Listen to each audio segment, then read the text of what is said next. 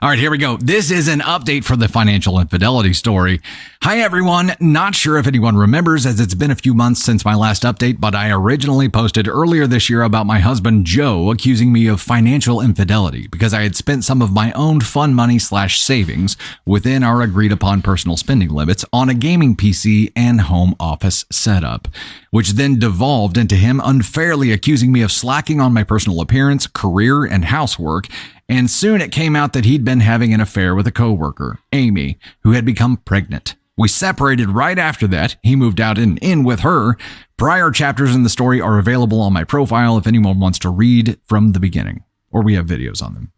It's spicy and it's good. And apologies in advance. The next update below is quite long. Hey yo, last time I updated, we had thankfully quickly agreed on a divorce settlement that allowed me to protect my most important assets. And I had just met with his mistress, Amy, at her request, at which time it was made clear that he had lied to her about numerous circumstances, such as that our home belonged to him. It did not. I inherited it from my grandmother. That I was an underemployed high school dropout drug addict. I'm not. I have a master's degree and a high-paying tech job. That we'd been separated in spirit for years. Also not true. I didn't know anything until he blurted out the news about his affair over the summer, and that he had a vasectomy. He did not. We talked about it, but he decided not to despite us. Him in particular, not wanting kids. I told her the truth and even provided as much evidence as I had on me, but she didn't seem to believe me and went on home to Joe. I know quite a few people have been reaching out for more news, but I wanted to wait until my divorce was finalized to avoid risking any complications, and also just thought it best to let things settle for a bit. The good news is, I'm now divorced. Woo! Congrats, OP! The final decree came through a few weeks ago. It actually all went very smoothly. I'm eternally grateful to live in a mutual consent divorce state that allows divorcing couples to proceed quickly if they can come to an agreement on finances and property. On the Joe/Amy front, after my last post, all was quiet for a couple of weeks until Amy, her due date quickly approaching, reached out again to ask if I'd given any thoughts to her offer to pay me $17,000 to vacate the house quickly so that she and Joe could move in. Again, this is the house I inherited that I own free and clear, but Joe told her that he owns it and that he was just giving me time to get my finances together before evicting me. She still believes it. She's still like, yeah. No, that's still not your house. But Joe, how long are you going to keep this going, bro?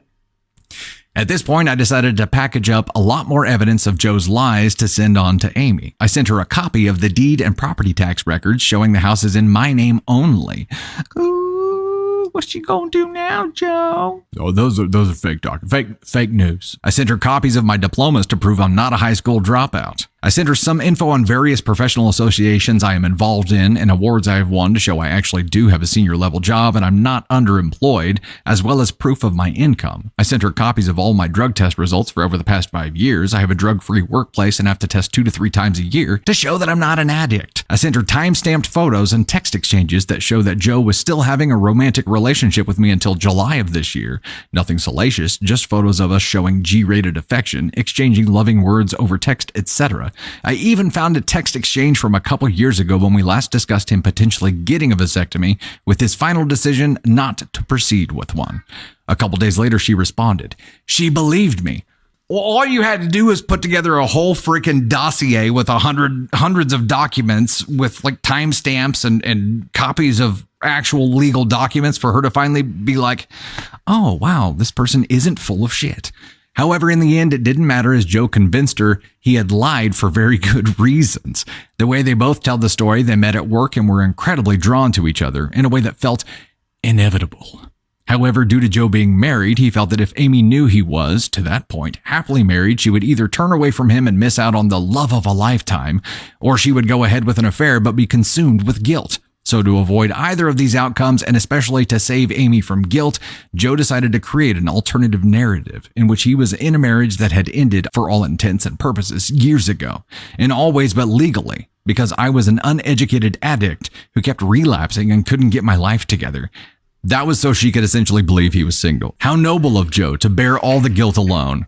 Unfortunately, Amy said she understood and forgave him immediately. With a baby due any day, I suppose I can sort of understand the desire to justify the lies, even though the reality is horrifying. I suppose it's also not my problem anymore. Amy did have her baby over a month ago, and I guess she and Joe will make whatever life together or not is meant to be. As for me, I'm doing very well. Actually got a big promotion at work, not managing people, which I don't want to do, but we'll be working on higher profile projects with a 40% raise, heyo, which starts after the new year. The house is really big for just me, so I have a couple of roommates now. A friend who is also going through a divorce moved in, as well as a younger mid-20s cousin who moved to the city for work. We're all having a lot of fun together. I'm not really ready to date yet, still in therapy processing all of the marital fallout, but getting there and looking forward to whatever new adventures life has to offer. This will probably be my last post in this series anyway, of the saga of Joe and Amy, or at least my role in it is finished. With us legally divorced and having no ongoing financial or other ties, the best thing I can do is leave them to their own story and get on with my Joe-free next phase. Thank you all for listening to my story for much of 2023. I do truly appreciate all the support and helpful advice I received along the way. Nice job, OP. Nice job. Nice job. I think OP has handled all of this in a very clinical adult way. And I'm sure, her role in tech kind of sets that left brain approach to things on fire, right? So when she was gathering evidence, I'm sure it was the most organized thing that Amy has ever seen in her entire life.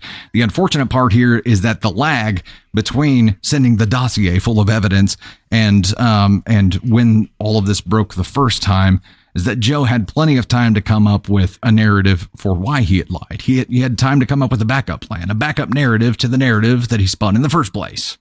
A true gaslighting artist can always spin up another flame whenever one gets extinguished, right? So, my goodness. Yeah, the hard part here is that Amy's going to figure out in who knows how much time that Joe's drawn to people and ends up in these inevitable situations more times in his life. And she's going to be OP. And then she's going to reach out and be like, you know what? I wish I would have listened to you at that time. And OP is going to be like, bye, Felicia. Don't come at me with that bullshit. The rose-tinted glasses will eventually fade, right? And she's going to understand what has happened here. They have a kid now. So, you know what? I wish them the best. I hope that this is really the person Joe is supposed to end up with and that everybody's happy.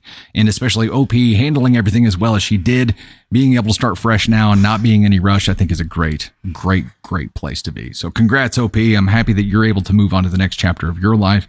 And like you said, leave them to their story and let's hope that things actually work out for them. I hope they do. Don't have a lot of faith in that, but I hope they do.